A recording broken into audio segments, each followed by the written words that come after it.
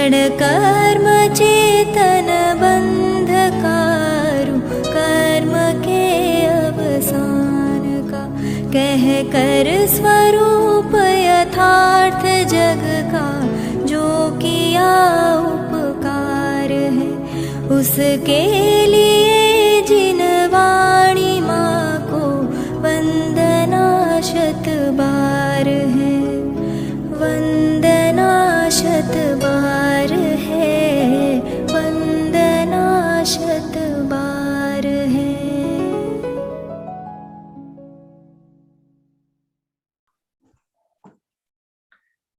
श्रीवर्धमानमर्हन्तं नत्वा बालप्रबुद्धये, विरच्यते मितस्पष्ट संदर्भ न्याय दीपिका। पक्षपातो न मे वीरे, न द्वेषः कपिलादिषु, युक्तिमद्वचनं यस्य तस्य कार्यः परिग्रह। देखो, आज मैंने मंगलाचरण के लिए 2 श्लोक पढ़े हैं। एक तो वही पढ़ा है जो न्याय दीपिका का मंगलाचरण है और जिसे हम रोज पढ़ते हैं, तो वो तो हमको सबको कंठस्थ करना ही है, अर्थ सहित व्याख्या सहित वो तो आना ही चाहिए। लेकिन आज मुझे एक विचार ऐसा आया कि अपन रोज यही मंगलाचरण पढ़ते हैं और न्याय दीपिका की कक्षा को चलते इतने दिन हो गए, तो ये मंगलाचरण तो करीब करीब सबको अच्छे से समझ में आ गया होगा, तैयार हो गया होगा। तो कुछ नया मंगलाचरण भी सुनाना चाहिए, वो बहुत लाभदायक होगा। न्याय के ग्रंथों में बहुत अच्छे अच्छे श्लोक आए हैं और उन्हीं में से आज एक और मैंने बहुत अच्छा श्लोक सुनाया है। 2 मिनट में आपको उसका अर्थ भी बता देता हूँ। पहले तो मैं यही एक ही सुनाने वाला था, आज न्याय दीपिका वाला छोड़ रहा था। फिर मैंने सोचा नहीं, न्याय दीपिका वाला भी बोलता हूँ और ये भी बोलता हूँ। देखो कितना अच्छा श्लोक है, बहुत बढ़िया श्लोक है। भले आपको हम बाद में ग्रुप पर लिख के दे देंगे, तो आप इसे अपनी कॉपी में शुद्ध लिख लेना और इसको याद करना। बहुत बढ़िया श्लोक है। क्या है? पक्षपातो न मे वीरे, वीर माने महावीर भगवान। महावीर भगवान के 5 नामों में से एक नाम है वीर। तो आचार्य कह रहे हैं कि मुझे महावीर भगवान से कोई पक्षपात नहीं है। पक्षपातो न मे वीरे, न द्वेष कपिलादिषु। और जो कपिल आदि दूसरे अन्य दर्शनों के प्रवर्तक है, अन्य दर्शनों में माने जाने वाले भगवान आप्त हैं, उनसे मुझे कोई जरा सा द्वेष भी नहीं। महावीर से राग और दूसरे देवी देवताओं से द्वेष, ऐसा मेरे मन में जरा सा भी नहीं है। बल्कि मैं तो ये कहना चाहता हूँ, बल्कि मेरे जीवन का सिद्धांत तो ये है कि भाई जिसकी बात सही हो, अपन को तो उसकी बात मानना बस।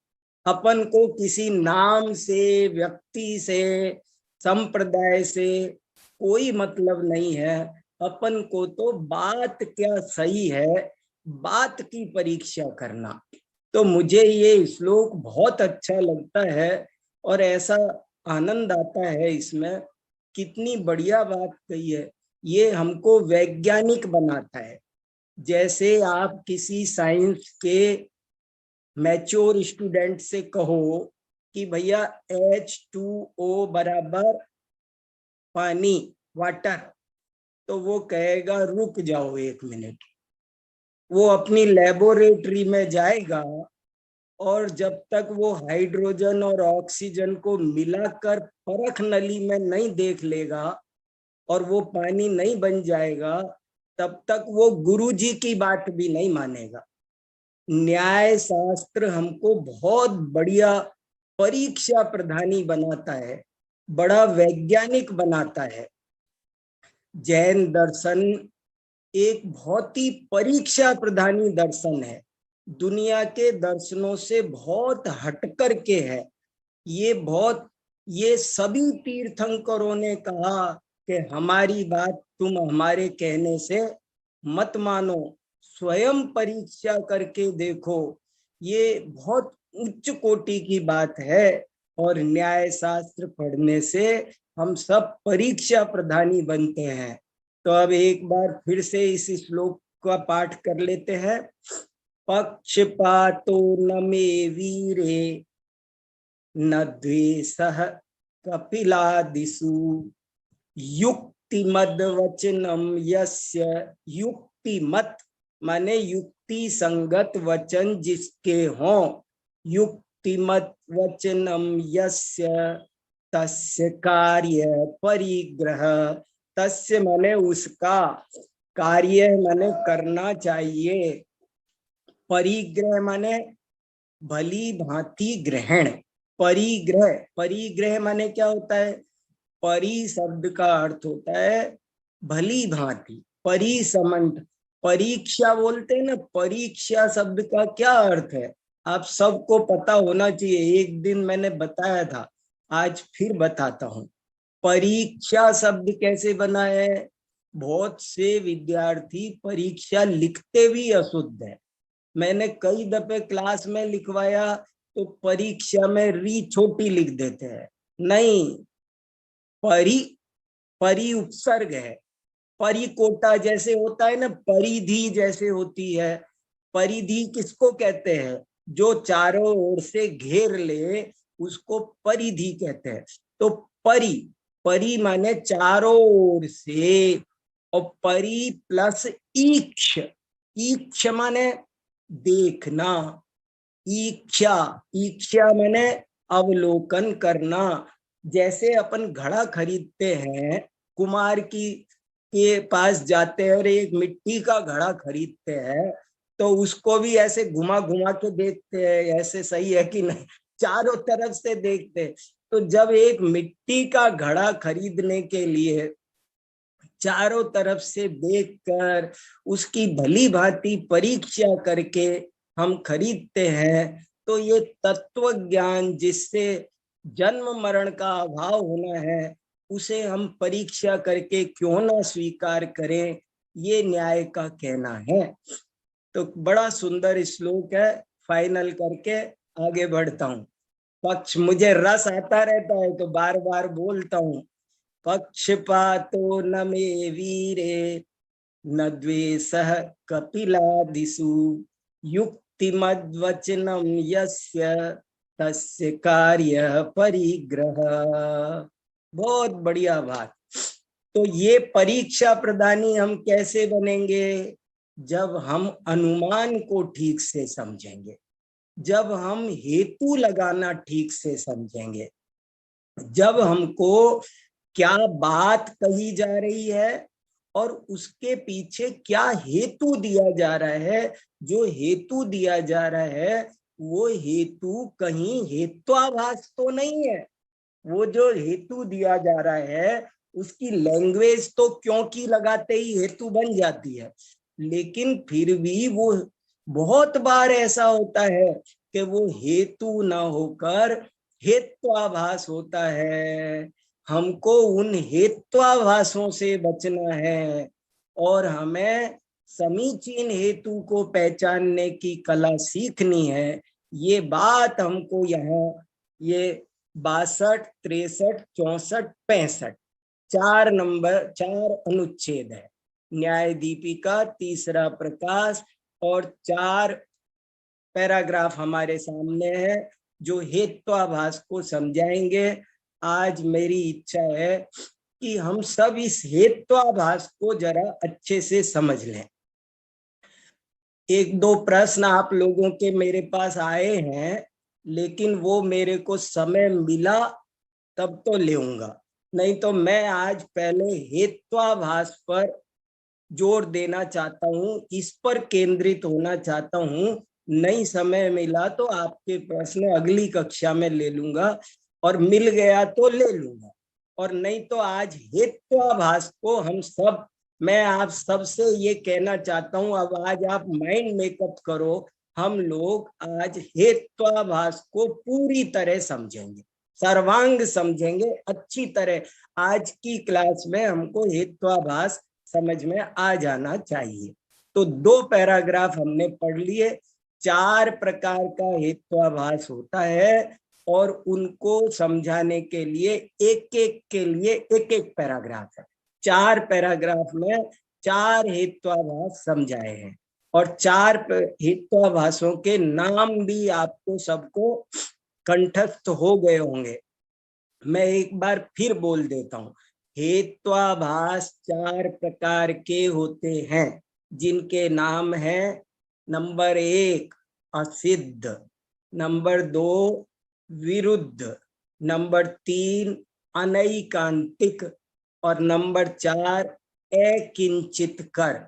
ये 4 नाम है, असिद्ध, विरुद्ध, अनैकांतिक और अकिंचित कर। ये 4 नाम सब लोग कंठस्थ कर लो। हेत्वाभास 4 तरह के होते हैं। अब उनका क्या स्वरूप है, वो 2 का तो अपन समझ चुके और 2 का और समझते हैं। असिद्ध का मतलब है 2, असिद्ध के फिर 2 भेद है, एक स्वरूपासिद्ध, एक संदिग्धा सिद्ध। उदाहरण देके समझाए। अभी एक बार जब उपसंहार करूंगा मैं तो फिर से थोड़ा सा बताऊंगा। और विरुद्ध हेत्वाभास का मतलब ये है कि जो सिद्ध करना चाहते हैं उसके जस्ट अपोजिट सिद्ध कर दे। विरुद्ध माने विलोम, विलोम जस्ट अपोजिट चला जाए।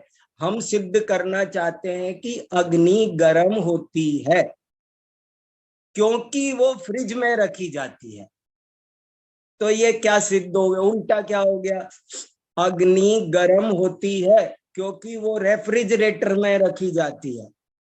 तो ऐसे हम कोई हेतु ऐसा दे कि जिससे बात हमारी जो सिद्ध करना, मैं सिद्ध करना चाहता हूं कि संदेश भैया बुद्धिमान है, और तर्क कोई हेतु कोई ऐसा दूं कि जिससे सिद्ध होता है कि वो उल्टा मूर्ख है, सिद्ध हो जाए, तो इस हेत्वाभास, इसे क्या कहेंगे, विरुद्ध नामक हेत्वाभास।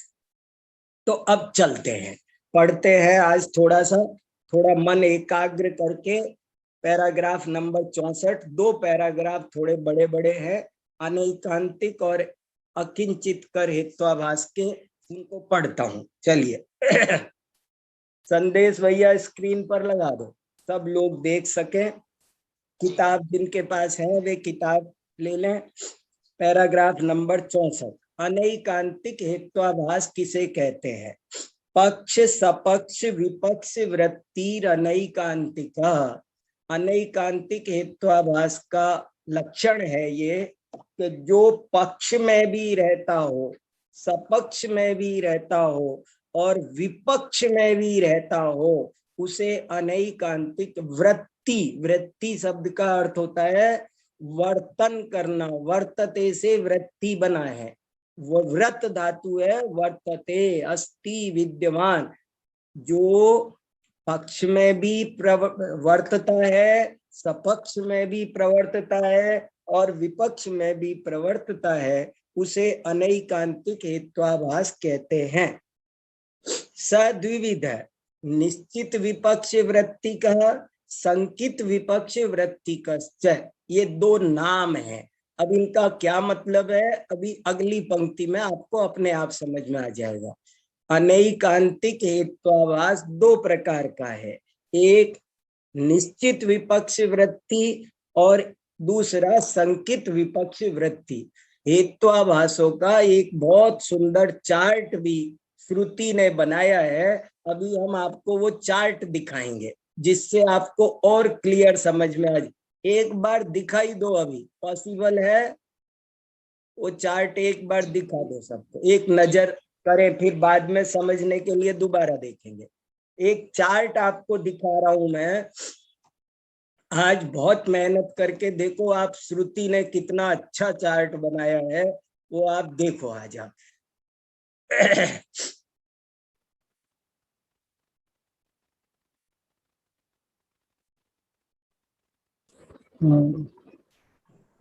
जब तक लगता है तब तक पढ़ते हैं। लगा दिया। कर दिया? आ गया जी हाँ, ठीक ठीक ठीक ठीक। हाँ देखो, हाँ वेरी गुड। अब आप देखो ऊपर हेत्वाभास, देखो कितना बढ़िया चार्ट बनाया है। हेत्वाभास और ब्रैकेट में कोष्ठक में उसने उसकी परिभाषा लिख दी। हेतु लक्षण रहिता हेतुवद अवभासमाना हेत्वाभासा। इसके बाद में उसने 4 प्रकार के हेत्वाभास होते हैं। तो देखो ऊपर ही ऊपर लिखा ए बी सी डी। ए असिद्ध हेत्वाभास, बी विरुद्ध हेत्वाभास, सी अनैकांतिक हेत्वाभास और डी अकिंचित कर हेत्वाभास। ये चारों इस चार्ट से आपको, ये चार्ट भी हम आपको ग्रुप पर भी शेयर कर देंगे, तो आप लोग इसे भी अपने पास रखना। असिद्ध की क्या परिभाषा है वो नीचे ब्रैकेट में दे दी। विरुद्ध की क्या परिभाषा है वो ब्रैकेट में दे दी। अनैकांतिक की वो भी ब्रैकेट में दे दी। चारों की परिभाषा दे दी। और फिर चारों के कितने प्रभेद है, प्रभेद समझ गए ना। अब मुझे ज्यादा समझाने की जरूरत नहीं पड़नी चाहिए। भेद और प्रभेद में क्या अंतर होता है? जो भेद का भी भेद हो उसे प्रभेद कहते हैं। तो असिद्ध के असिद्ध एक भेद है और उसके 2 प्रभेद हैं, एक स्वरूपा सिद्ध, एक संदिग्धा सिद्ध। ये लिखा है ना नीचे 1 और 2। और विरुद्ध हेत्वाभास के कोई भेद और नहीं है, कोई प्रभेद नहीं है, इसलिए वो खाली है। सी में अनैकांतिक के 2 प्रभेद है, निश्चित विपक्ष वृत्ति और संकित विपक्ष वृत्ति, और दोनों के उदाहरण दे रखे। ये चार्ट अकेला काफी है पूरे हेत्वाभास को समझने के लिए, ये चार्ट पूरा काफी है। और फिर अकिंचित कर हेत्वाभास किसे कहते हैं उसकी परिभाषा लिखी। और उसके भी 2 प्रभेद है, एक सिद्ध साधन और दूसरा बाधित विषय। अब इनके क्या क्या रूप है वो सब हम एक दफे इस चार्ट को फिर से देखेंगे। अब हम चलते हैं न्याय दीपिका में। चलो, न्याय दीपिका पैराग्राफ 64 पढ़ रहे थे, हम उसको पढ़ते हैं। पक्ष सपक्ष विपक्ष वृत्ति अनैकांतिका, ये लक्षण है। सद्विविध, वह 2 प्रकार का है, निश्चित विपक्ष वृत्ति का, संकित विपक्ष वृत्ति का। तत्र आद्यो यथा। अब देखो आज ये कैसे बना तत्राद्यो। विद्वान बनो अब सब लोग, अब हल्के से मत लो। देखो भैया मैं क्या बोलूं, आप लोगों को बहुत विचार आते हैं। देखो अत्यंत दुर्लभता से हमको ये संयोग मिला है। आज जैसा संयोग हमें जाने कितने अनंत काल बाद हमें इतना अच्छा ये योग मिला है। मनुष्य पर्याय मिलना दुर्लभ, फिर ऐसे योग मिलना दुर्लभ। आज आपको सब मिले हैं, तो अपना समय इधर उधर बर्बाद मत करो, कहीं भी समय बर्बाद मत करो और पूरे समय को ज्ञान आराधना में लगाओ। लोग बहुत सारा समय यूं ही बर्बाद कर रहे हैं। तो इसलिए पढ़ो लिखो, चीजों को अच्छे से समझो, आचार्यों की बातों को अच्छे से समझेंगे, गहरे संस्कार डालेंगे तो आत्मित होगा। देखो क्या कहा, आद्य तत्राद्यो शब्द कैसे बना? तत्र प्लस आद्यो। आद्यो शब्द कैसे बना? एक आदि शब्द है, आदिनाथ। आदि माने सबसे पहला, आदि माने स्टार्टिंग, जिसको हम अंग्रेजी में स्टार्टिंग पॉइंट बोलते हैं, उसी को संस्कृत में आदि बोलते हैं। और आदि वाला, आदि का, तो इसको कहते हैं आद्यो। तत्र आद्यो यथा। आद्य माने पहले वाला, सबसे पहला। सबसे पहला माने निश्चित विपक्ष वृत्ति। वो कैसा होता है? धूमवान अयम प्रदेशो अग्निमत्वात्, ये प्रदेश धूम वाला है क्योंकि अग्नि वाला। देखो अब तक अपन क्या पढ़ते थे कि ये पर्वत अग्नि वाला है क्योंकि धूम वाला है। अब इसको इसने उलट दिया कि ये पर्वत धुआं वाला है क्योंकि अग्नि वाला। ये अग्नि से धुआं को सिद्ध करना चाहता है, लेकिन अग्नि की धुआं के साथ व्याप्ति नहीं है, धुआं की तो अग्नि के साथ व्याप्ति है। धुआं जहां होगा वहां तो गारंटी से अग्नि होती है, लेकिन जहां अग्नि हो वहां पर धुआं हो ये कोई गारंटी नहीं है। इसलिए धूमवान अयम प्रदेशो अग्निमतत्वादिति। अत्र अग्निमतत्वम पक्षीकृते संदिग्धमान धूमे पुरोवर्तिनी प्रदेशे वर्तते। यहाँ पर माना कि वहां धुआं होगी, आग भी है धुआं भी है, लेकिन ये हेतु नहीं बनता कि धुआं है इसलिए अग्नि है, ये तो बनता है, लेकिन अग्नि है इसलिए धुआं है ये नियम नहीं बनता है। तो अग्निमानपना यहाँ पर है पर्टिकुलर केस में, आज की तारीख में। तो वो संदिग्धमान धूम जो पुरोवर्तिनी माने पुरे माने सामने, वर्ती माने रहने वाला, और पुरोवर्तिनी सप्तमी एक वचन, धूमे पुरोवर्तिनी सामने विद्यमान धुआं में, प्रदेश में वर्तते रहता है, सपक्षे, और जो सपक्ष भूत है वो धूमवान महानस में भी वर्तता है, और विपक्षे धूम रहितत्वेन निश्चिते अंगारावस्थापन्न अग्निमति प्रदेशे वर्तते इति निश्चयात्। लेकिन ये विपक्ष में भी, कौन है विपक्ष? वो प्रदेश जो धूम रहित है, जहां केवल अंगार रूप अग्नि है।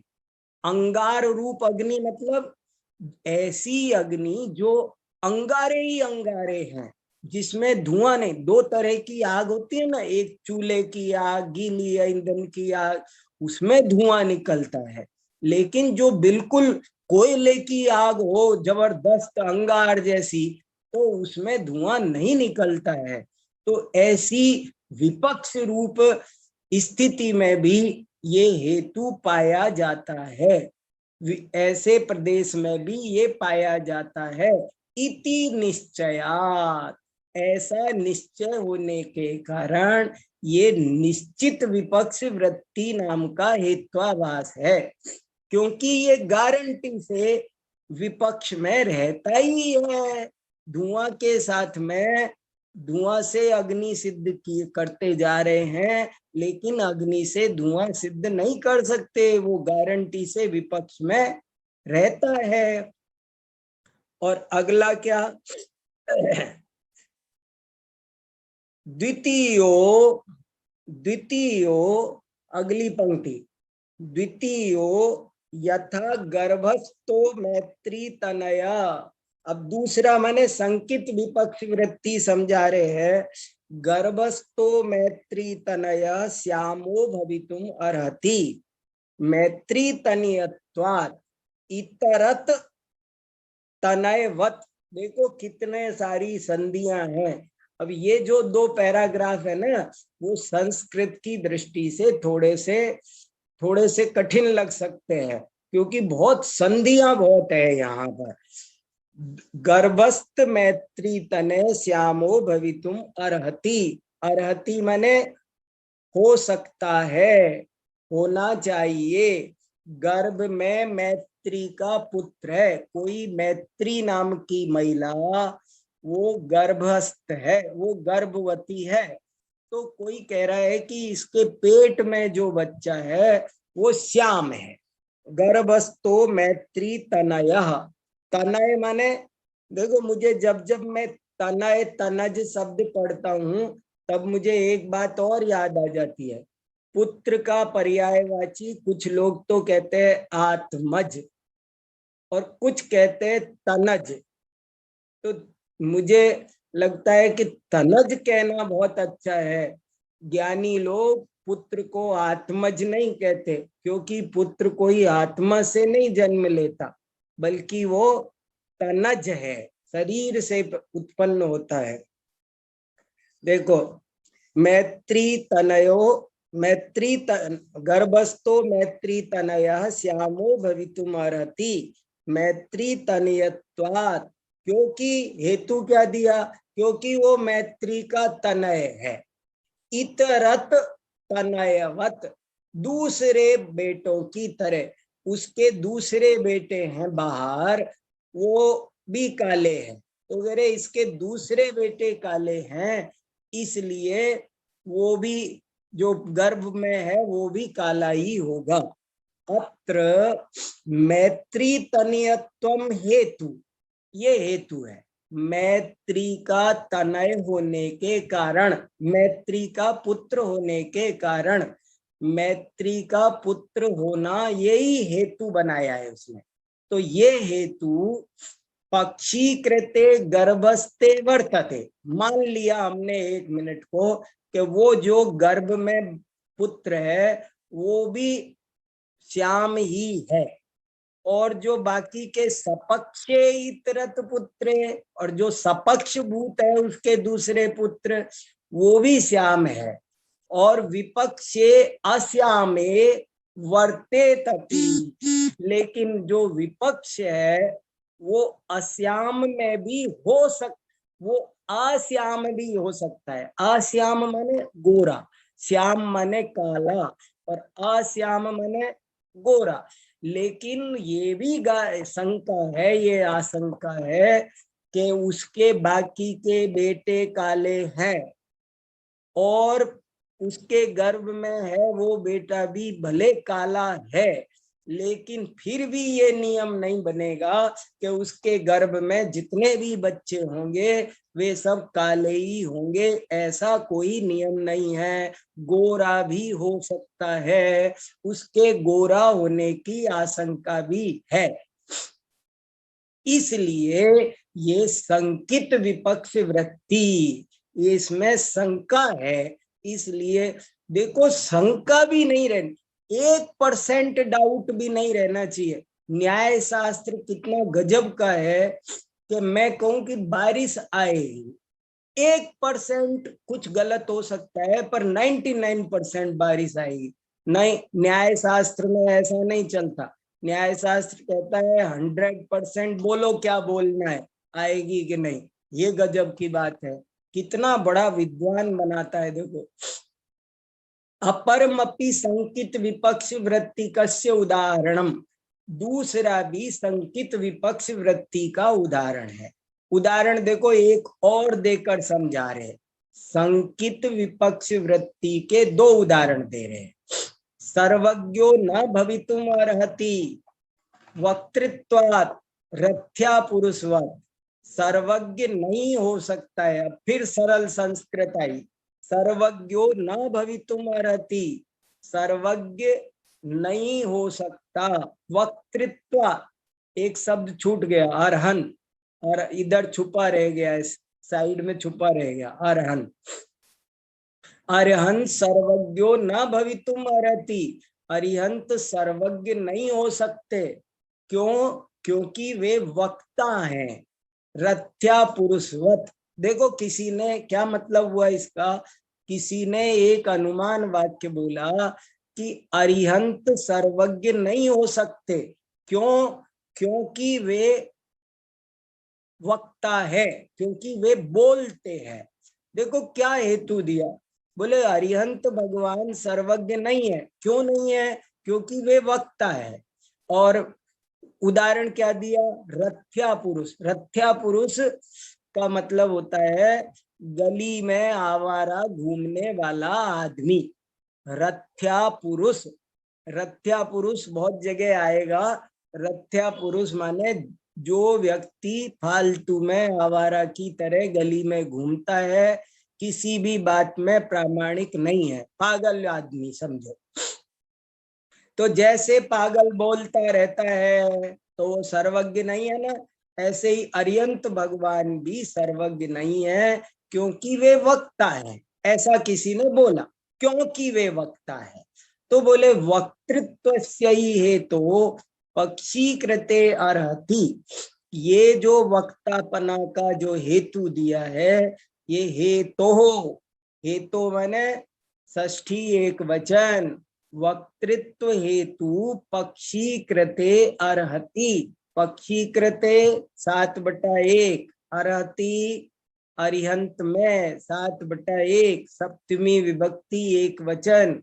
ये सब आता हो तो ऐसा आनंद आता है, धड़ाधड़ पढ़ते चले जाओ, और जब आती नहीं हो ना तो कंटाला छूटता है कि ये क्या अर्थ भाषित होना चाहिए। वक्तृत्वस्य ही हेतो पक्षी कृते अर्हति, सपक्षे रथ्या पुरुषे।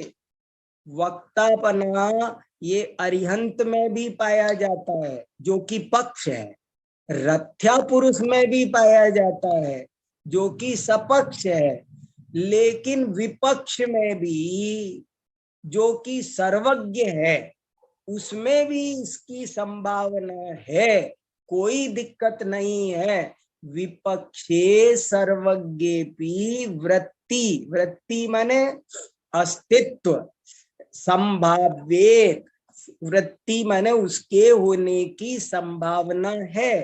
क्यों संभावना है? क्योंकि वक्तृत्व ज्ञातृत्व और अविरोधात, क्योंकि वक्तापने का और ज्ञातापने का कोई विरोध नहीं है। ये कोई नियम है क्या जो वक्ता होगा वो ज्ञात? ऐसे तो जो जैसे जैसे ज्ञान बढ़ता जाए ऐसे ऐसे वक्त, जैसे जैसे ज्ञान बढ़ता है कि वक्तृत्व कला निखरती है।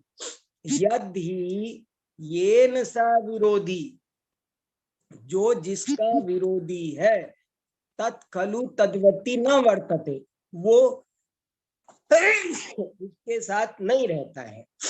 नाचा वचन ज्ञान और लोके विरोधोस्ति, वचन और ज्ञान का लोक में विरोध नहीं है। प्रत्युत ज्ञानवतः एव वचन सौष्ठवम स्पष्टम दृष्टम। प्रत्युत माने अपितु, बल्कि वचन और ज्ञान का लोक में विरोध नहीं। मीनिंग बहुत याद करने चाहिए। किसी ने ये भी पूछा है एक प्रश्न कि हम संस्कृत कैसे सीखें, तो मैंने उनको कहा कि एक तरीका, तो कई तरीके बताए, एक तरीका तो ये बताया है कि मीनिंग बहुत याद करो। एक डायरी बना लो और नियम बनाओ तो रोज मैं 5 मीनिंग याद करूंगा। मीनिंग याद कर करके बहुत, मैंने शुरू में अंग्रेजी सीखी तो मैंने अंग्रेजी की डिक्शनरी याद कर डाली, अपने आप सारा पढ़ने में आ जाता है। तो आपको संधि समास व्याकरण सब, आपको शब्द शब्द तो सीख लो कम से कम, रोज 5-10 मीनिंग याद करो कम से कम, फटाफट संस्कृत आएगी। प्रत्युत, प्रत्युत माने बल्कि, अपितु ज्ञानवतः एव वचन सौष्ठवम स्पष्टम दृष्टम, बल्कि जो ज्ञानवान होता है उसके तो और बल्कि वचन में सौष्ठव आता है। सौष्ठव माने सौंदर्य, सुष्ठु माने सुंदरता, सुष्ठु माने सुंदर और सौष्ठव माने सौंदर्य। ज्ञानवान के बल्कि वचन सौष्ठव देखा जाता है। ततो ज्ञानोत्कर्षवती सर्वज्ञे वचनोत्कर्षे का अनुपत्ति रीति, इसलिए ज्ञानोत्कर्ष होने वाले सर्वज्ञ में यदि वचनों का उत्कर्ष हो गया है तो क्या आपत्ति है। इस तरह ये विपक्ष में व्याप्त हो जाता है ये हेतु, इसलिए ये विपक्ष वृत्ति है इसमें। और अब चौथा हेतु पढ़ रहे हैं हम। अप्रयोजको हेतु अकिंचित करः। अकिन चौथा 4 है ना, असिद्ध विरुद्ध अनैकांतिक, और चौथा है अकिंचित कर। देखो कितना बढ़िया, इसके नाम से ही इसका मतलब समझ में आ जाता है। ए किंचित कर, ए किंचित कर माने इससे, किंचित माने क्या होता है, किंचित शब्द लो पहले, किंचित बोलते हैं ना, किंचित माने थोड़ा सा, मेरे पास किंचित धन है, किंचित पानी है, किंचित, किंचित चावल देना, किंचित, किंचित माने थोड़ा सा, और किंचित करह जो कुछ करता हो, थोड़ा सा करता हो, उसका नाम है किंचित कर। किंचित कर माने जो थोड़ा सा करे, थोड़ा काम करे, और अकिंचित कर माने जो थोड़ा सा भी काम ना करे। जैसे कोई दवाई है ना, तो हम कहते हैं ये दवाई तो बुखार के लिए अकिंचित कर है, तो अकिंचित कर माने तुम कितनी भी खाओ, इससे कोई बुखार खत्म होने वाला नहीं है। तो वो ही है अर्थ का अप्रयोजक हो, जो कोई अप्रयोजन सिद्ध न करे, ऐसा हेतु अकिंचित कर नाम का हेत्वाभास है। कितनी बढ़िया परिभाषा है, देखो ये हाईलाइट कर दे तो ये भी बहुत अच्छा है। सद्विविध, वो दो प्रकार का, देखो कितना बढ़िया, हेतु अकिंचित कर हेतु द्विविध, द्विविध त्रिविध चतुर्विध, विध शब्द प्रकारवाची, आप खुद बनाना सीख लो शब्दों को, वो दो प्रकार का है, सिद्ध साधनो बाधित विषयश्च, अकिंचित कर हेतु दो प्रकार का है, और उनके नाम, एक का नाम है सिद्ध साधन, सिद्ध साधन, और दूसरे का नाम है बाधित विषय, बाधित विषय। क्या मीनिंग है अभी सब समझेंगे। तत्र आद्यो यथा, आद्य माने इनमें से पहले वाला, ऐसे है जैसे, यथा माने जैसे कि, यथा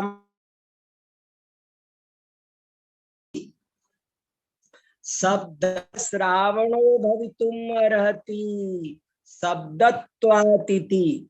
अब आपको किसी को भी भ्रम नहीं होना चाहिए, जब भी मैं शब्द बोलूं तो उसका अर्थ समझ लेना, साउंड, ध्वनि, शब्द श्रावण है। देखो श्रावण माने श्रवण इंद्री का विषय, श्रावण माने, श्रवण माने होता है कान, और श्रावण माने कर्ण इंद्री का विषय, शब्द कर्ण इंद्री का विषय है। क्यों है? क्योंकि वो शब्द है। देखो जरा देखो वाक्य देखो, बोलने वाला क्या बोल रहा है, शब्द है, वो श्रावण है, शब्द है वो श्रावण है, क्योंकि वो शब्द है, क्योंकि वो शब्द है। अग्नि गर्म होती है क्योंकि वो अग्नि है। तो अरे भाई ये तो इसको बोलेंगे अकिंचित का हेतु। ये क्या हेतु हुआ? हेतु लाओ ना कोई। मैं कहूं संदेश भैया बुद्धिमान है क्योंकि बुद्धिमान है, अब क्योंकि बुद्धिमान है, अरे कोई ऐसा तर्क लाओ, ऐसा हेतु लाओ जिससे वो बुद्धिमान, संदेश बुद्धिमान है क्योंकि बुद्धिमान है, तो अब ऐसे तो कुछ भी कर दो। तो ये अकिंचित कर हेतु हुआ, शब्द श्रावणो भवितुम अर्हति शब्दत्वातिथि, शब्द श्रावण है क्योंकि शब्द है। अत्र, और ये सब याद रहना चाहिए, श्रावण, श्रावण कहते ही श्रवणेन्द्री का विषय, चाक्षुष माने कर्णेन्द्री का विषय। अत्र श्रावणत्वस्य साध्यस्य, यहाँ साध्य क्या है? श्रावणपन, शब्द का श्रावणपन ये साध्य है। श्रावणत्वस्य साध्यस्य शब्दनिष्ठत्वेन सिद्धत्वात् हेतुरकिंचित करः, कि वो तो शब्द में, वो तो हेतु साध्य भी वही है, वही उसी को आपने हेतु बना दिया, वो सिद्ध है, इसलिए ये हेतु अकिंचित कर रहा। दूसरा बाधित विषयस्त्वनेकधा, बाधित विषय नाम का हेत्वाभास तो अनेक प्रकार का होता है। देखो इसकी संधि देखो जरा, जो संस्कृत थोड़ा जानते हैं, बाधित विषय, विषय में विसर्ग था, विसर्ग का आधा से बन गया, फिर तू था, बाधित विषय तू, तू माने तो, संस्कृत में छोटा तू। रोज 10 मीनिंग जो संस्कृत के अपनी डायरी में लिखेगा, याद करेगा, वो गारंटी से थोड़े दिन में संस्कृत पढ़ने अच्छे से ला जाएगी, उसको कोई दिक्कत नहीं होगी। तू माने तो, बाधित विषय तो, अनेक धा, अब धा माने, अब धा विद प्रकार, तो अनेक धा अनेक प्रकार का है, बाधित विषय तो अनेक प्रकार का होता है। कैसे अनेक प्रकार का होता है? कश्चित, कश्चित माने कोई, प्रत्यक्ष बाधित विषय, कोई तो प्रत्यक्ष बाधित होता है, जैसे यथा, यथा माने जैसे, यथा माने जैसे, तथा माने वैसे, सर्वथा माने सर्व प्रकार से, यत्र माने जहां, तत्र माने वहां, कुत्र माने कहाँ, धड़ाधड़ धड़ाधड़ याद होंगे। शुरू करो, देखो कठिन नहीं है संस्कृत। यथा अनुष्णो अग्नि द्रव्यत्वादिति, जैसे अग्नि अनुष्ण है, अनुष्ण माने, अब देखो उष्ण शब्द तो सुना है और अनुष्ण बोला, यहाँ अनुष्ण माने ठंडी, उष्ण माने गरम, गरम का उल्टा किया, अग्नि अनुष्ण है। देखो क्या हेतु दे रहा है, ये प्रत्यक्ष बाधित है।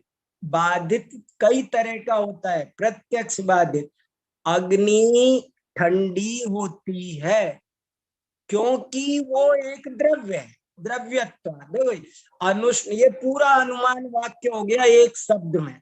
देखो संस्कृत में एक शब्द है और हिंदी में खोल के लिखो तो 6 शब्द लिखने पड़ेंगे। संस्कृत में एक शब्द में काम चल गया, अनुष्णो अग्नि द्रव्यत्वादिति, और हिंदी में लिखूं इसको तो ऐसे लिखूंगा, अग्नि ठंडी होती है क्योंकि वह द्रव्य है, ऐसे लिखना पड़ेगा, इतना सारा। अत्र यहाँ पर द्रव्यत्व हेतु, द्रव्यत्व हेतु तस्य विषयत्वेन अभिमतम अनुष्णत्वम उष्णत्व ग्राहकेण स्पर्श प्रत्यक्षेण बाधितम। यहाँ पर जो अनुष्णपना है जिसको तुम सिद्ध करना चाहते हो भैया, वो स्पर्श प्रत्यक्ष से ही बाधित है। हम सब जानते हैं छू करके, उसके पास में पहुंच करके कि वो गर्म है, सब जानते हैं, ये प्रत्यक्ष बाधित बात है। इसको तुम सिद्ध करने बैठे, तुमने जो हेतु दिया वो बाधित विषय नाम का अकिंचित कर हेतु है। अकिंचित कर, किसी काम का नहीं, हटा दो, इसे बेकार है। तुम हमको समझाने आए आग ठंडी होती है, हम अपने स्पर्श प्रत्यक्ष से जानते हैं। तथा किंचिदपि कर्तुम अशक्यत्वात्, कितना बढ़िया खुलासा किया। किंचिदपि, किंचित माने थोड़ा सा, अपि माने भी, थोड़ा सा भी करने में, जो किंचिदपि कर्तुम अशक्यत्वात्। अब देखो इसमें शक्यत्वात् पढ़ देते तो गड़बड़ हो जाता, कर्तुम अशक्यत्वात्, किंचिदपि कर्तुम अशक्यत्वात्, कुछ भी करने में अशक्य होने के कारण अकिंचित कर हेतु है। ये जो तुमने द्रव्यत्व हेतु दिया ये तो फिजूल है। अकिंचित कर माने निरर्थक, व्यर्थ, फालतू, ये शब्द पर्यायवाची है। अकिंचित कर व्यर्थ, निरर्थक, फालतू, टाइम पास, किसी काम का नहीं। कश्चित पुनर्नुमान बाधित है, और कोई अनुमान बाधित विषय होता है। यथा अपरिणामी शब्दकृतत्वात्, कोई तो प्रत्यक्ष बाधित होता है, कोई अनुमान बाधित होता है। अनुमान बाधित कैसे है कि अपरिणामी शब्दकृतत्वात्, शब्द अपरिणामी होता है क्योंकि वो कृतक है, क्योंकि वो किया गया है, कृत्रिम है, किसी ने बनाया। तो ये बात अनुमान से बाधित है, उल्टी जा रही है, अनुमान बाधित है। अत्र परिणामी शब्द, अत्र परिणामी शब्द प्रमेयत्वात्, देखो लगाओ आगे, परिणामी शब्द, अत्र परिणामी शब्द प्रमेयत्वात् इति अनुमानेन बाधित विषयत्वम। हाँ, इति अनुमानेन बाधित विषयत्वम, वो ऐसे अनुमान से वो बाधित है। और कश्चिद आगम बाधित विषय, कोई आगम बाधित होता है। कश्चित आगम, कितने बता दिए? बाधित विषय एक होता है प्रत्यक्ष बाधित, दो अनुमान बाधित, तीन आगम बाधित। आगम बाधित माने प्रत्यक्ष बाधित जिसमें प्रत्यक्ष से बाधा आ जाए, अनुमान बाधित माने जिसमें अनुमान से बाधा आ जाए, आगम बाधित माने जिसमें आगम से बाधा आ जाए। तो कोई आगम बाधित होता है, यथा अलग होना चाहिए था, यथा प्रेत्य असुख प्रदो धर्म है। देखो प्रेत्य में मात्रा लगी हुई है तो वहां असुख, असुख माने दुख, प्रेत्य माने अगले जन्म में। अब देखो ये सब शब्द भंडार होना चाहिए जबरदस्त। प्रेत्य माने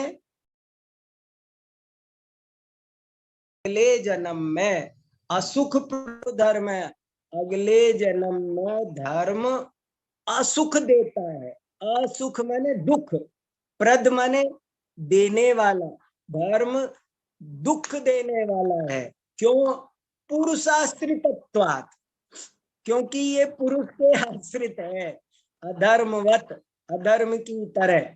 अत्र धर्म सुख प्रद इति आगम, सारे आगमों में साफ साफ लिखा है कि धर्म सुख देने वाला है, इसलिए ये बात आगम बाधित हो गई। इति आगम, संधि विच्छेद, एक सीट पर चार शब्द बैठे हैं।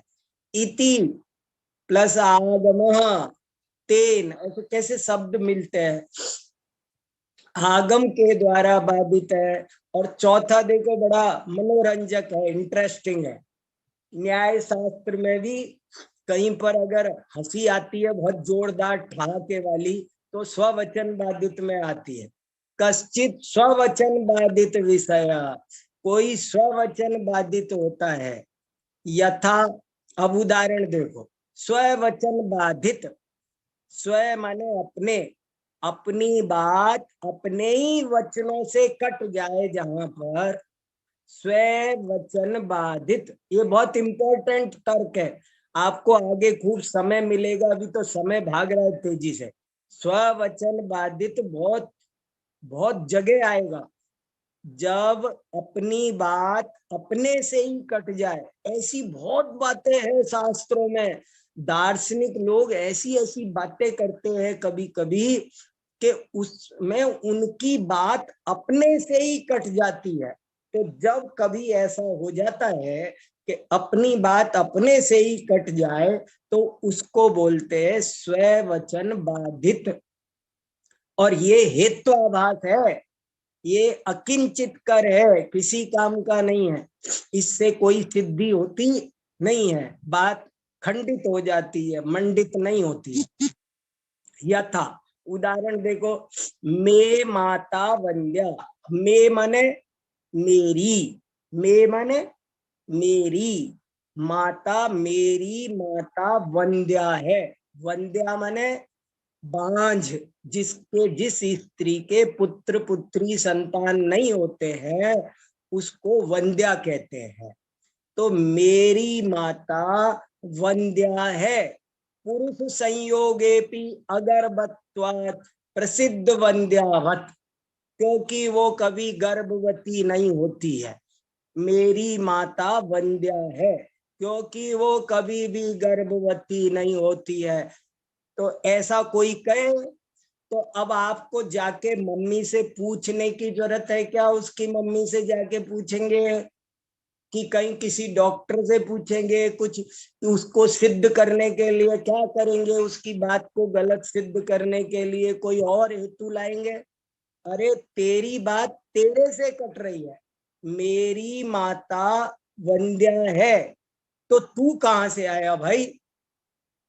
तू है, इससे सिद्ध होता है कि तेरी माता वंद्या नहीं है। ऐसे बहुत उदाहरण दे रखे हैं। कोई कहे मेरी पत्नी विधवा हो गई है, कोई कहे ये कोरोना में है ना मेरी पत्नी विधवा हो गई, कोरोना पीरियड में तो मेरी पत्नी विधवा हो गई। तो आप मानोगे, विश्वास करोगे उसकी बात को? कि तुरंत कहोगे कि भले आदमी तू खड़ा है 5.5-6 फीट का, तो तेरी पत्नी विधवा कैसे हो सकती है? कोई कहे मेरे पिता बाल ब्रह्मचारी है, ऐसे सत्य शासन परीक्षा में 25 उदाहरण दे रखे हैं ऐसे। कोई कहे, एक और उदाहरण बता के बात बढ़ता हूं, कोई कहे कि देखो सामने कितना अंधेरा है, देखो कुछ नहीं दिख रहा, देखो कुछ नहीं दिख रहा, कितना अंधेरा है देखो। तो इसको का स्ववचनवाद है। तुम क्या कह रहे हो? देखो, देखो कितना अंधेरा है, कुछ नहीं दिख रहा। अरे कुछ नहीं दिख रहा, अंधेरा है और अंधेरा दिख रहा है, कुछ कैसे नहीं दिख रहा? तुम ये कैसे कह रहे हो कि कुछ नहीं दिख रहा? अंधेरा दिख रहा है ना, सामने अंधेरा, खुद ही बोल रहे हो देखो कितना अंधेरा है, कुछ नहीं दिख रहा। अरे तो न्याय शास्त्र ऐसे बुद्धि को धारदार बनाता है। एवं आदयो, इस प्रकार और भी, एवं आदयो भी, और भी, अकिंचित कर विशेषा स्वयं हुआ, इस प्रकार और भी बाधित विषय के भेद आप खुद समझ सकते हो। स्वयं उया, स्वयं माने आप स्वयं, उया माने खोज सकते हो, विचार सकते हो, ऊहना माने विचार करना। तदेवं हेतु प्रसंगात हेत्वाभाषा अभाषिता, इस प्रकार हेतु के प्रसंग से हेत्वाभास समझाए गए। इस तरह हमने 2 पढ़े। अब एक बार वो चार्ट फिर से लगा दो, वो सब देख लो। आज आपसे बात नहीं कर पा रहा मैं, पता नहीं कर पाऊंगा कि नहीं। देखो एक बार इसको, इस चार्ट को और देख लो थोड़ा सा। और कोई बात नहीं, जल्दबाजी नहीं है। अगर क्लियर नहीं होगा ना ये चार्ट, तो हम अगली क्लास में एक बार फिर कर लेंगे थोड़ा सा। लेकिन एक नजर तो आपको पूरे हेत्वाभास पर पड़ जाए ना क्या है। तो देखो हमने क्या समझा हेत्वाभास के प्रकरण में, पूरा सारांश इस चार्ट में है। इसका तो प्रिंट निकाल के रख लेना चाहिए अपने पास सबको। इसका प्रिंट निकलवा के रखो। ये बहुत बढ़िया, बड़ा दुर्लभ चीज बनाई है, बहुत अच्छी चीज बनाई है ये। एक ही चार्ट पर सारा विषय आ गया जो 4 पैराग्राफ में है। हेत्वाभास 4 प्रकार के होते हैं, असिद्ध, विरुद्ध, अनैकांतिक और अकिंचित कर। और उन सब का यहाँ ब्रैकेट में परिभाषा लिखी है, हिंदी अर्थ आपको बता दिए। और उनके यहाँ भेद प्रभेद नीचे 1 और 2 लिखे हैं। असिद्ध के 2 भेद है, स्वरूपा सिद्ध और संदिग्धा सिद्ध। स्वरूपा सिद्ध का उदाहरण क्या पढ़ा था हमने? शब्द परिणामी है, चक्षु इंद्री का विषय होने से। ये होने से भाषा, ये अनुवाद श्रुति ने संस्कृत से एजिटिज कर दिया। हिंदी के फ्लो में क्योंकि लिखा जाता है, हिंदी में होने से नहीं लगाया जाता। हिंदी में वाक्य बनाते हैं शब्द परिणामी है। इन उदाहरणों को हम ऐसे भी लिख सकते हैं, शब्द परिणामी है क्योंकि वह चक्षु इंद्री का विषय है। ऐसे करके क्योंकि लगा लगा के भी लिख सकते हैं, संस्कृत में होने से लिखते हैं। और संदिग्धा सिद्ध का क्या उदाहरण बनाया था कि धुआं और भाप में संदेह है कि धुआं है कि भाप है। दोनों कोहरा भी धुआं जैसा लगता है। किसी पर्वत पर आपने कोहरा देखा और कहने लगे वहां आग है, अरे भैया वो धुआं नहीं है, वो कोहरा है। तो ये असिद्ध हेत्वाभास, और विरुद्ध वो है जो उल्टा सिद्ध कर दे। जैसे शब्द अपरिणामी है कृतक होने से, तो कृतक होने से तो बल्कि परिणामी सिद्ध हो रहा है, उल्टा सिद्ध हो रहा है। अनैकांतिक हेत्वाभास के दो भेद है, निश्चित विपक्ष वृत्ति और संकित विपक्ष वृत्ति। किसी भी हेतु को पक्ष में रहना चाहिए, सपक्ष में रहना चाहिए, लेकिन विपक्ष में कभी भी नहीं रहना चाहिए। विपक्ष में रहना ही उसकी गलती है। अनैकांतिक हेत्वाभास में क्या गलती है? जैसे हमने कहा ज्ञान आत्मा का लक्षण है, यह आत्मा है क्योंकि इसमें चेतना है, और फिर बाद में हम कह रहे हैं कि ये पेन भी आत्मा है, तो फिर गलत हो जाएगा ना। जिसमें चेतना नहीं, विपक्ष में चली जाए तो फिर गलत हो जाएगा। विपक्ष में नहीं मिलना, और विपक्ष में गारंटी से मिलता हो तो वो निश्चित विपक्ष वृत्ति है। और जब विपक्ष में डाउट हो, संकित माने डाउट हो, तो वो संकित विपक्ष वृत्ति है। और डी अकिंचित कर चौथा, इसके दो भेद है, सिद्ध साधन। जब बात अपने आप समझ में आई हुई होती है, वो जो सिद्ध को ही सिद्ध करने की कोशिश, ये आटा है क्योंकि आटा है, अरे आटा है क्योंकि मान रहे ना, हमको भी पता है आज शनिवार है क्योंकि आज शनिवार है, तो इसका नाम है सिद्ध साधन। सिद्ध साधन माने जो बात सिद्ध है, ये घड़ी है क्योंकि घड़ी है। अरे तो तुम भी मान, श्रोता कह रहा है मैं मान रहा हूं महाराज, क्यों? तो इसको कहेंगे जो बात सिद्ध है उसी को सिद्ध करना सिद्ध साधन है। और बाधित विषय माने जो बात या तो प्रत्यक्ष से खंडित हो जाए, या अनुमान से खंडित हो जाए, या आगम से खंडित हो जाए, या स्ववचन से खंडित हो जाए, वो बाधित विषय है। इस तरह ये हेत्वाभास का मैंने सामान्य परिचय दिया। और कुछ बात होगी तो हम अगली क्लास में कर लेंगे। 5 मिनट अब आप लोग कुछ कह सकते हैं जी।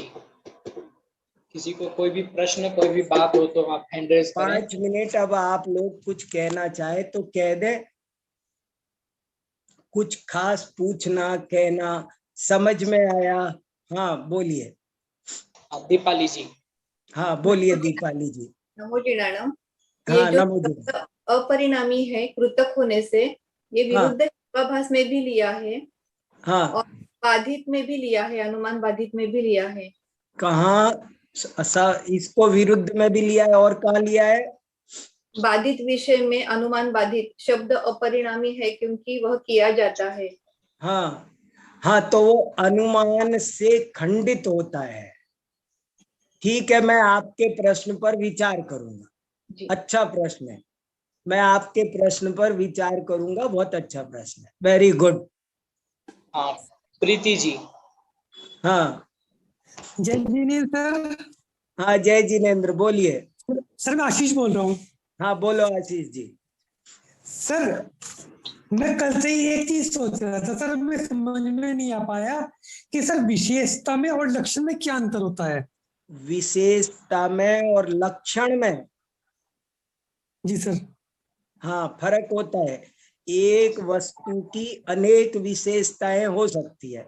एक पुरुष गोरा है, ये उसकी विशेषता, लंबा है, छोटा, जैसा जैसा वो है, जितने गुण हैं वे सब विशेषताएं हैं। लेकिन जो विशेषता उसे अन्य पदार्थों से अलग करे वो लक्षण होती है। Thank you sir, thank you very much sir. Sir एक चीज और पूछ रहा था मैं, सर विपक्ष में जाने का क्या मतलब है सर? पक्ष में क्या? पक्ष में रहने का मतलब क्या? नहीं पूछा? सर विपक्ष में जाने का क्या मतलब है सर? विपक्ष में जाने का मतलब है यदि हम जीव सिद्ध कर रहे हैं तो अजीव विपक्ष हो गया उसका। अगर हम गर्म सिद्ध कर रहे हैं तो ठंडापना उसका विपक्ष हो गया। हम साध्य जो से उल्टा जाना सर। उसका बिल्कुल अपोजिट है वो विपक्ष है। सर साध्य से उल्टा जाना, साध्य से उल्टा जाना, साध्य से विपरीत में चला जाना वो विपक्ष है। हाँ सुलेखा जी कुछ पूछ रहे हैं। हाँ हाँ सुलेखा जी।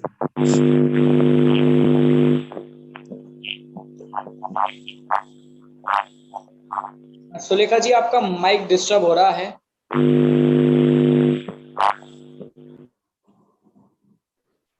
एक प्रश्न मेरा है, मैं पूछ हाँ लूं? बोलिए। हाँ सुलभ जी बोलिए। Very good. हितोपास की जो हम चर्चा कर रहे थे, तो इसमें बाधित विषयत्व वाला दूसरा भेद आया था। तो बाधित में हेतु बाधित है या साध्य बाधित है? जैसे अग्नि नहीं हेतु बाधित। ये हेतु का प्रकरण है, हेतु बाधित है, साध्य नहीं। मेरे ख्याल से ये जो दीपाली जी ने प्रश्न पूछा है ना, जिसको मैं जल्दी से सोच नहीं पा रहा हूँ, अगली क्लास के लिए टाला है, वहां यही एक टेढ़ है।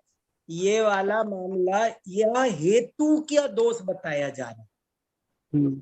ये सारा का कल भी किसी ने एक प्रश्न पूछा था, ये याद रखो, यह साध्य की चर्चा नहीं हो रही है। साध्य में कमी, साध्य की कमियां मत खोजो। यहाँ हेतु में क्या कमी दिखाई जा रही है, हेतु के दोष खोजने केवल। क्योंकि वो प्रश्न इसीलिए हुआ क्योंकि यहाँ कहा ना अग्नि ठंडी है, क्योंकि हाँ। तो अग्नि ठंडी है, यहाँ पे ठंडापना जो हमने साध्य बनाया वो भी गलत दिख रहा है, इसीलिए प्रश्न आ रहा था। हाँ वो साध्य तो हमने पीछे भी देखा था, कल भी बात आई थी। साध्य तो उसको हम छेड़ नहीं रहे। हमने सामने वाले को पहले ये नहीं कहते हैं कि तुम्हारा साध्य गलत है। देखो ये एक दार्शनिक चर्चा जब भी होती है तो ये एक शालीनता है। चारवाक ने कहा परलोक नहीं है, पुण्य पाप नहीं है, तो उससे ये नहीं कहा कि तुम गलत हो, उससे ये कहा तुम्हारा हेतु गलत है। जब हेतु गलत है तो साध्य अपने आप गलत हो गया। यहाँ हेतु की मीमा, हेतु के दोष खोजे जा रहे हैं। जी जी पंडित। हाँ और कोई कुछ? जी सुलेखा जी का प्रश्न रह गया, वे या तो लिखित में अपना भेज सकती हाँ है। चाहे तो लिखित में भेज देंगे, जिसको भी कोई प्रश्न हो, चाहे संदेश जी को भेज दिया करो, हमको भेज दिया करो। अरे आपस में आप लोग अपने आप को भी एक दूसरे को भेज करके किसी को भी पूछो, प्रज्ञा से पूछो, दीपाली जी बहुत पढ़ रही है, सुलभ भैया से पूछो, हमसे पूछो, अपन सब मिलजुल करके पढ़ रहे हैं। मैं पढ़ा रहा हूँ, आप पढ़ रहे हो, ऐसी बात नहीं है, हम सब मिलजुल कर पढ़ रहे हैं। बहुत अच्छा, तो ठीक है फिर।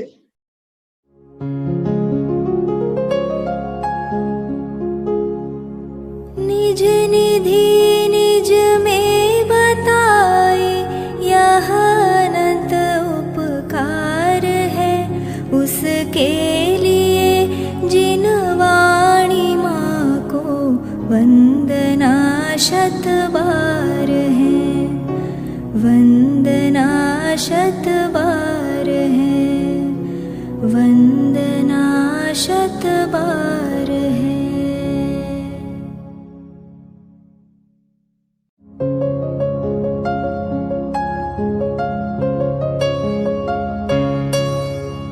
हे जिन वाणी भारती तो ही जपो दिन रैन, जो तेरी शरणा गहे सो पावे सुख चैन। जा वाणी के ज्ञान ते सूझे लोकालोक, सो वाणी मस्तक नवो सदा देत हो ढोक, सदा देत हो